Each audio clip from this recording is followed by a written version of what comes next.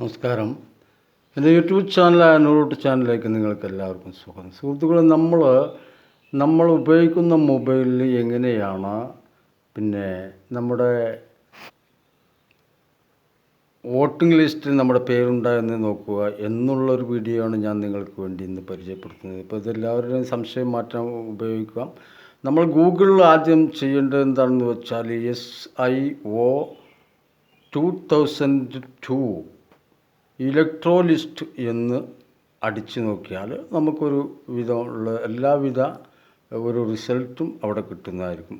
ഇത് നിങ്ങൾക്ക് സാധ്യമല്ലെങ്കിൽ നിങ്ങൾ അതേ ഗൂഗിൾ ക്രോമിൽ തന്നെ അതെല്ലാം മായ്ച്ചു കളഞ്ഞിട്ട് www.ceo.kerala.govern.in എന്ന് അടിച്ചാൽ മതി. അപ്പോൾ ഇവിടെ ഗവൺമെൻറ് എന്ന് അല്ല, ഞാനത് എൻ്റെ എൻ്റർപ്രൈസിൽ കൃത്യമായിട്ട് എഴുതിയിട്ടുണ്ട്. അത് നോക്കിയിട്ട് നിങ്ങൾക്ക് ഒരു പേന കൊണ്ട് നിങ്ങൾ നോട്ട് ബുക്കിലേക്ക് അഡ്രസ്സ് എടുക്കാവുന്നതാണ്. എന്നിട്ട് അത് വെച്ചിട്ട് നിങ്ങൾക്ക് അടിക്കാവുന്നതാണ്. ഇങ്ങനെ അടിച്ചു കഴിഞ്ഞാൽ ഒരു പേജ് തുറക്കുന്നതായിരിക്കും. ഇത് ഗവൺമെൻറ്റിൻ്റെ വെബ്സൈറ്റിൻ്റെ പേജാണ്. നമ്മുടെ മൊബൈൽ കൊണ്ട് ഒരു ചെറിയൊരു കമ്പ്യൂട്ടർ തന്നെയാണ്. ഇതാണ് സ്മാർട്ട് ഫോൺ എന്ന് പറയുന്നത്. അപ്പോൾ അത് നിങ്ങൾക്ക് യൂസ് ചെയ്യാൻ അറിയുന്നുണ്ടെങ്കിൽ വളരെ ഈസിയാണ്, പേടിക്കേണ്ട ആവശ്യമില്ല. ഇവിടെ എന്താണ് നമ്മൾ സെർച്ച് ചെയ്യേണ്ടത് എന്ന് ഞാൻ വ്യക്തമാക്കി തരാം. നമ്മൾ ആദ്യം ഇവിടെ നോക്കുന്നത് ഡിസ്ട്രിക്റ്റാണ്, നമ്മുടെ ഡിസ്ട്രിക്റ്റാണ്.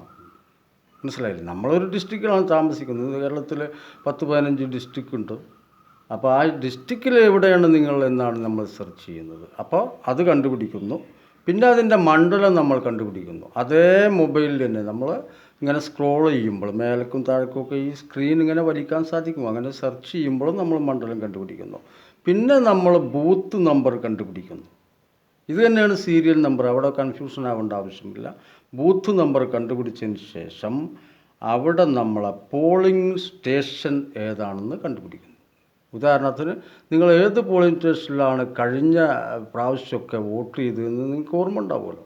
അത് അടിക്കുമ്പോൾ ആ പോളിംഗ് സ്റ്റേഷൻ കണ്ടുപിടിക്കുമ്പോൾ തന്നെ അന്നേരം 2002 നിങ്ങൾ എവിടെ വോട്ട് ചെയ്തോ ആ പോളിംഗ് സ്റ്റേഷൻ അവിടെ കാണാവുന്നതാണ്.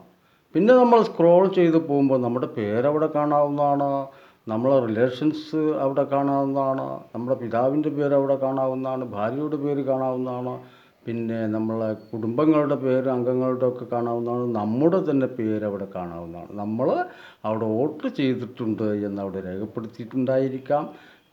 2002 റിസൾട്ടാണ് നമ്മൾ തിരഞ്ഞത്. അത് ഗവൺമെൻറ്റിൻ്റെ വെബ്സൈറ്റിലാണ് തിരഞ്ഞത്, കിട്ടുകയും ചെയ്തു. ഇപ്പോൾ മനസ്സിലായില്ലേ എങ്ങനെയാണ് ഇത് സെർച്ച് ചെയ്യുക എന്നുള്ളത്?